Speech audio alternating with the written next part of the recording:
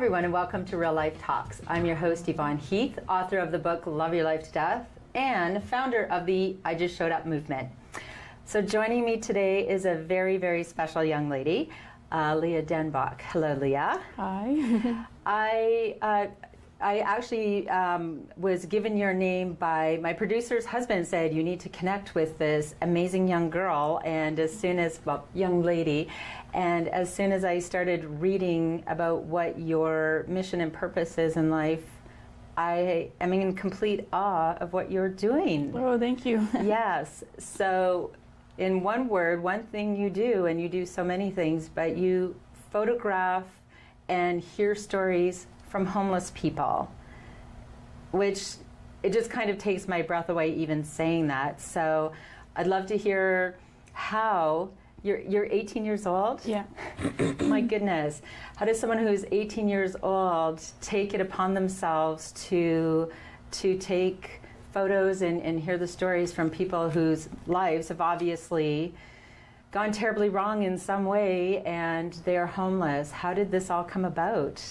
Well, at first I was just trying to think of ways to broaden my portfolio in portraiture. Mm-hmm. I hadn't really had the goal in mind that I came to after time, but so I was just photographing people experiencing homelessness, and then I sort of realized like the reality of homelessness and how stereotyped these people really are. Mm-hmm. But also like how kind these people are, and we never really realize these things. We always hear such negative things about them. So I wanted to not only change the general public's perception of homelessness, but also to shine a spotlight on the problem of homelessness, because it often becomes like invisible to us, seeing people on the streets. So after taking photographs, then I realized it's important to record the stories as well. And then after time of accumulating the stories and photographs, it just made sense to make a book series. So yes, a book series. And like you're saying book series, and I'm sorry, how many, you've written books, and I have a couple of copies here. Mm-hmm. One of them is called Nowhere to Call Home. And volume 1 and 2. Yes, volume 1 and 2, with these heartwarming, heart-wrenching pictures. So you were on volume 4? Yes, yeah. So volume 1 came out last year. Volume 2 just came out this past month. Volume 3 will be out in 2019, and volume 4 is in the works right now. I'm trying to wrap my head around this, because I've written one book and it'll take me forever to read it.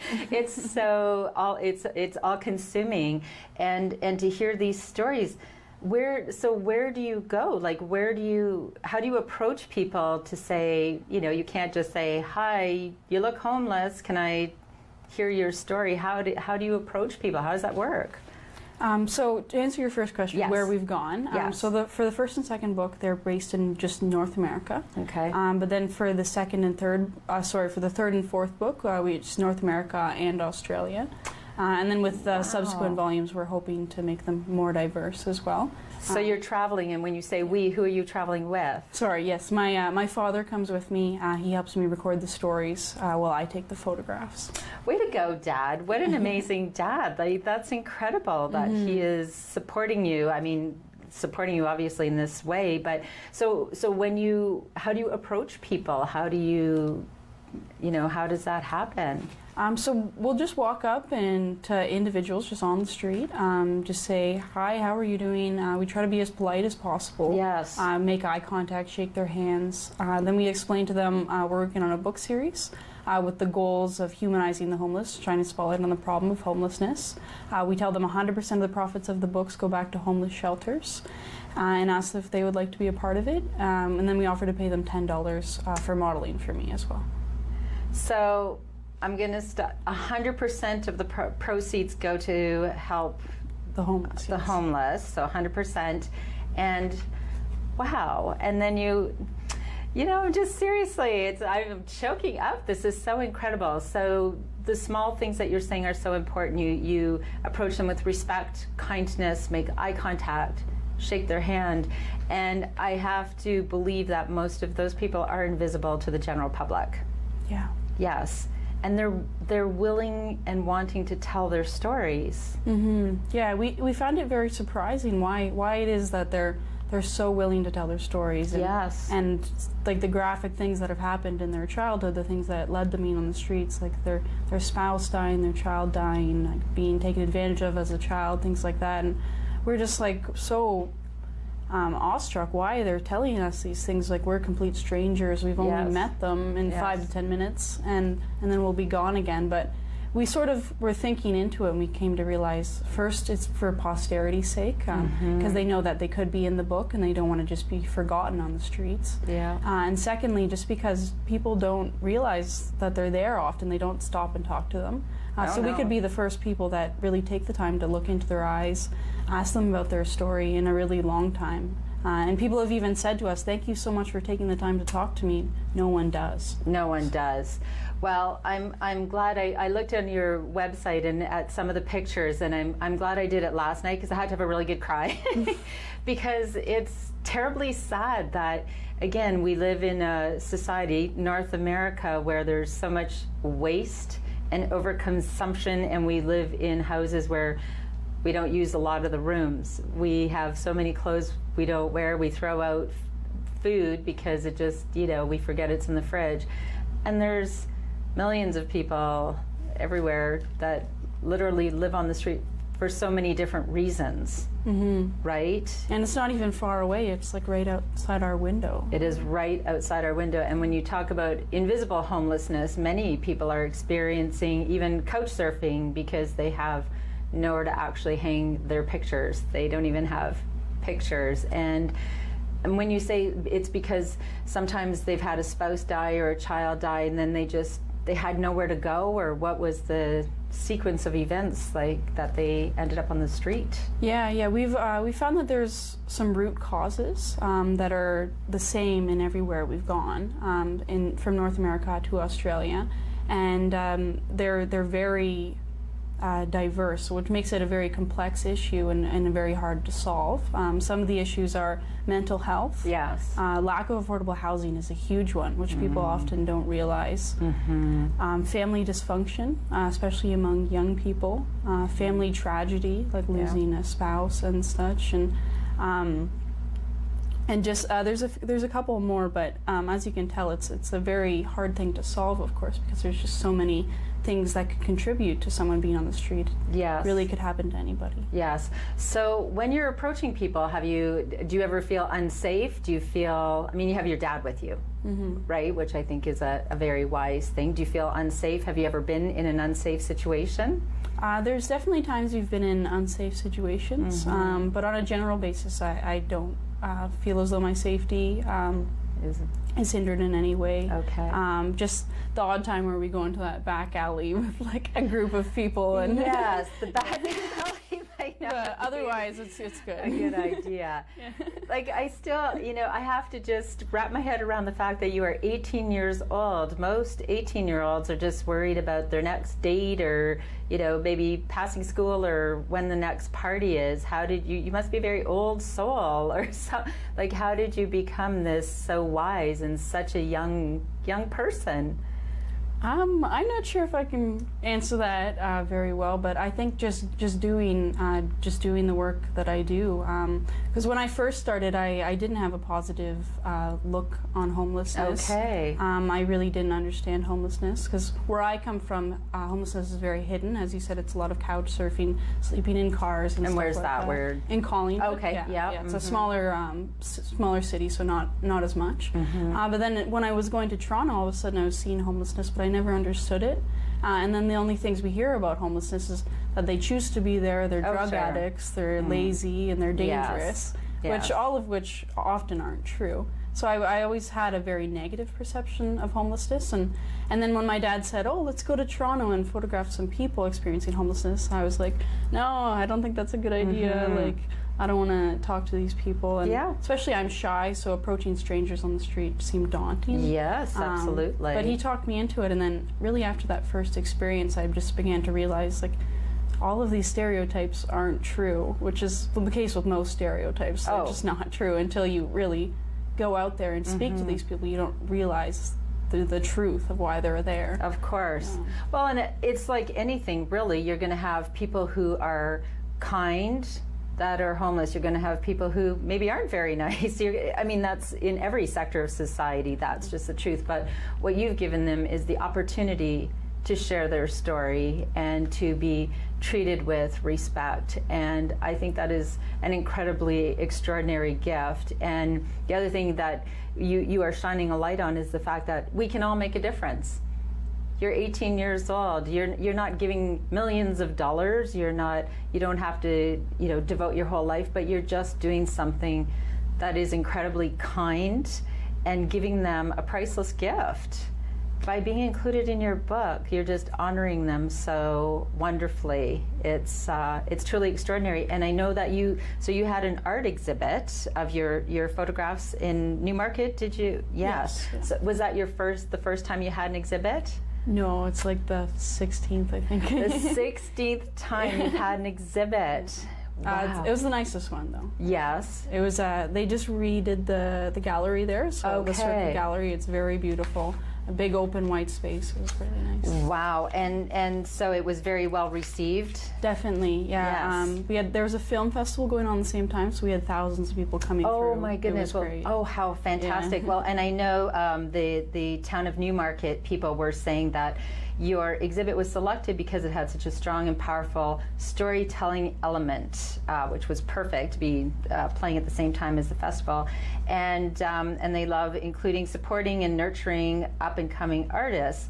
More than 2,000 people visited the exhibit, and I heard that there was someone very special that was the Lieutenant Governor General came. Yes, and was very impressed. Mm-hmm. Yeah, that's extraordinary.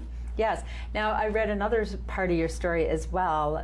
Share the extraordinary story with your mom. Yes. So my mom she was found on the streets of Kolkata, India, at the age of 3, like severely wounded. She was just on the street, abandoned. Yeah. And then usually in India, it's pretty common for girls to be abandoned there because they have a system there called the dowry system, where if your daughter gets married, you have to give 10 years' wages to the husband's family. So they usually just get rid of their daughters to avoid this because that's a lot of money to give away. Oh my goodness! So the women the girls are often just abandoned at a young age or just aborted. So my mom was probably just abandoned. We don't know for sure, but just because she was so severely wounded to the head and on the street at 3. So normally they're just left on the street to die. But just because she was so wounded, a police officer took pity on her and brought her to Mother Teresa's orphanage, where she was raised until the age of 5, when she was adopted to Stainer, Ontario, by a family. She went from dying on the street and to living with Mother Teresa. Yes. The Mother Teresa, the one one of the greatest human beings in the whole entire world. And then she ended up in Stainer. Yeah. You can't even make up a story like that. It just seems so, wow. So please tell me that doesn't still go on in India. I believe it does, honestly. Okay, well, we would need a whole other show to talk about that. Oh my goodness. So looking back at what your mother went through, she experienced homelessness as an infant, as a toddler.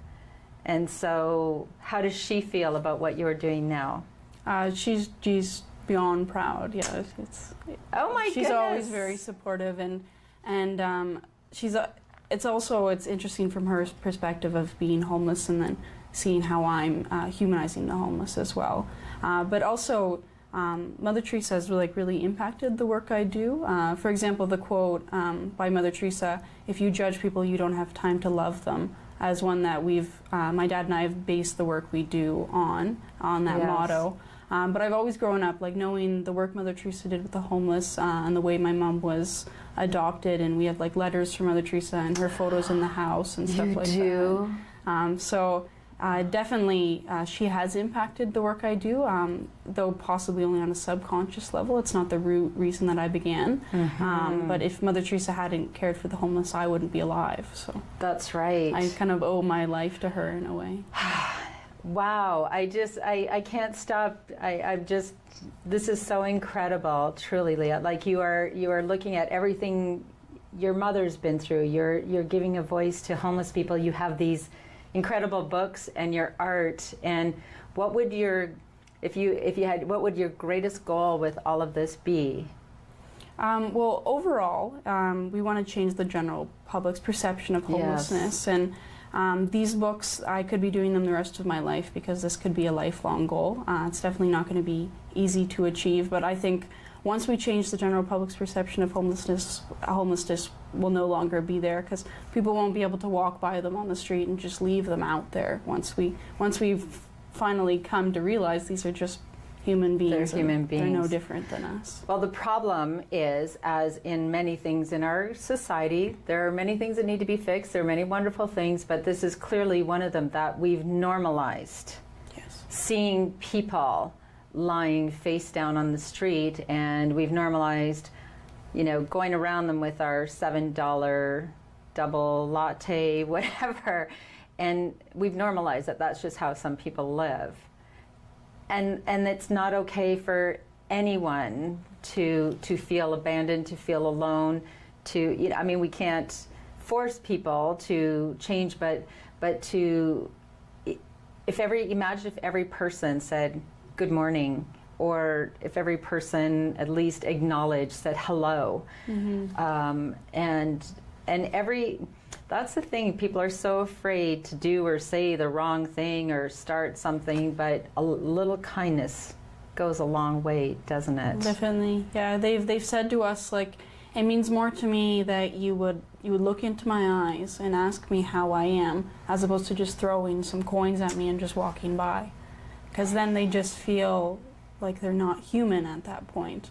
And even though you're giving them money, you're not even taking the time to look at them. It's more like they're just an animal you're just throwing at them. Like it means so much to them, the eye contact and talking to them. Just having even a minute conversation. Mm-hmm. I think this is I just want to repeat that because I want everybody out there listening, when you see someone on the street homeless and yes, to just walk by and not even think, oh geez, I'll just throw a couple coins their way and hopefully they don't talk to me or want more.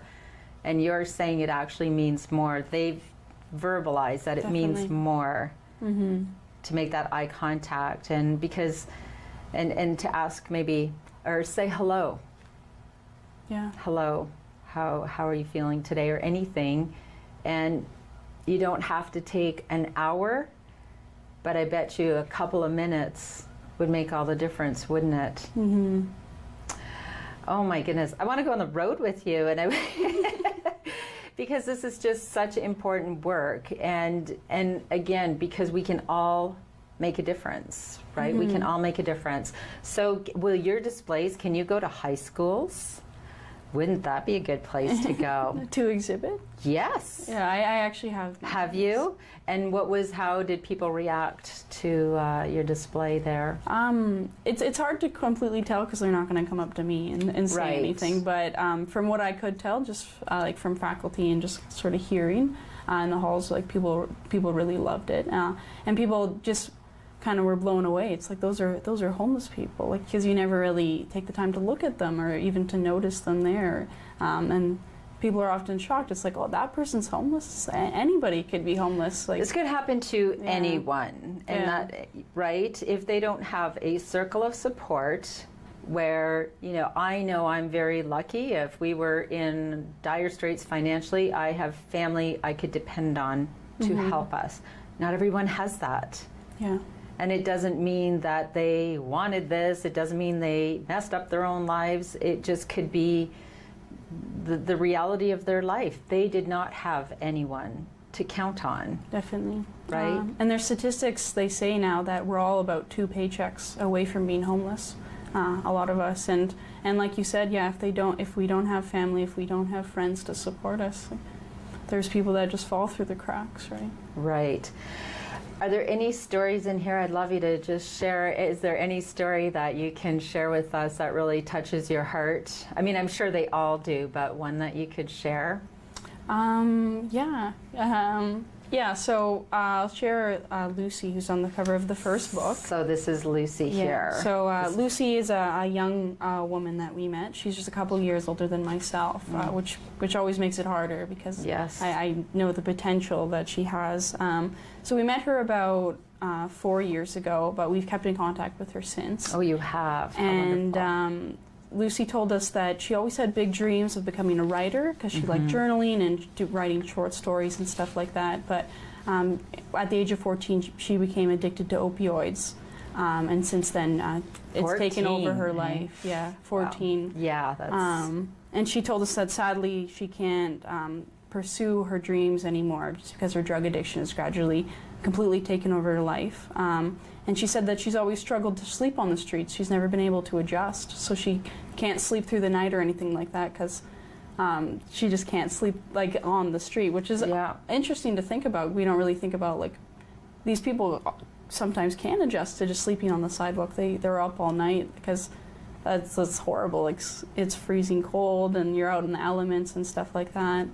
I think the saddest part is just knowing that like she's a really beautiful woman, as you can tell, and she had so much potential, and she's just so young that she could have maybe been a great writer or something. Absolutely. But you never know, just because of her addiction and what brought her to being on the streets. And since then, we've run into her.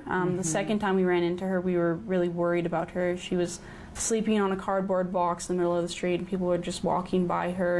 And although she's in her 20s, she looked as though she could be 80. Wow. She was just in such bad shape. And my dad said to me, I don't know if she's going to make it through the winter, which was hard for us to go through that winter wondering, where is Lucy tonight? Like it's a snowstorm and stuff like that. But then we ran into her again, and she was doing better. And since then, she's actually gotten housing, and she's doing good. But she, unfortunately, is still addicted to opioids.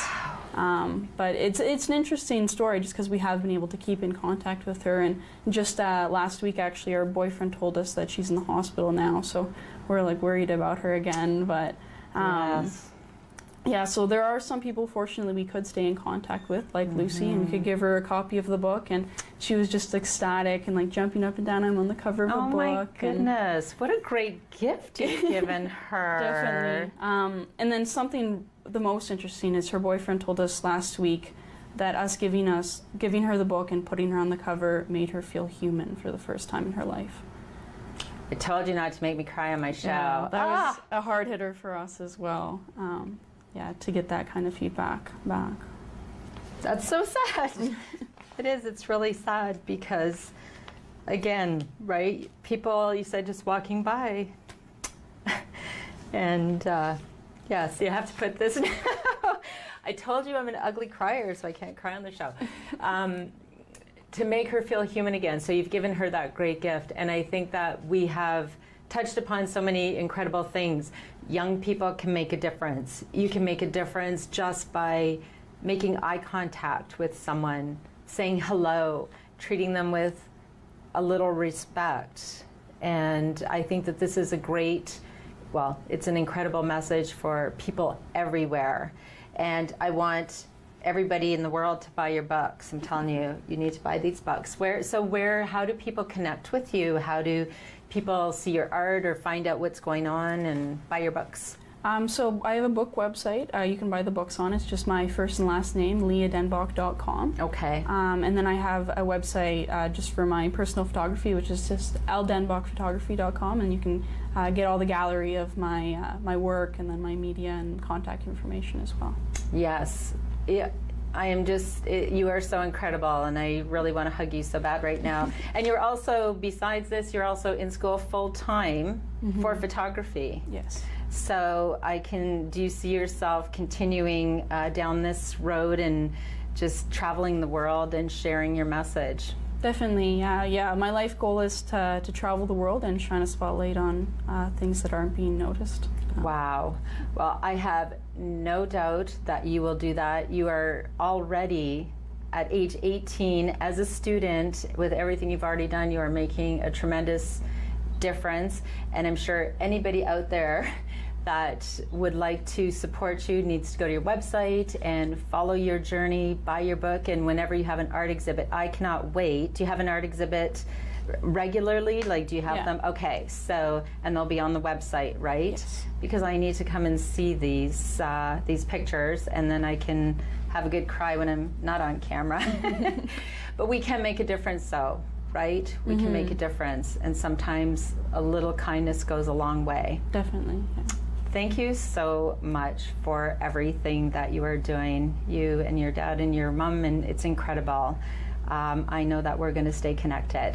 Thanks for having me on the show as well. So it is my honor. So thank you for joining us for another episode of Real Life Talks. This is about learning how to just show up for yourself and just show up for others, and sometimes having hard conversations. So if you want to be empowered and resilient, if you want to be able to just show up for yourself and for others, my call to action as always is plan your life, plan your death, and then just love your life to death. And always bring your own tambourine to the party. Thanks. Bye for now.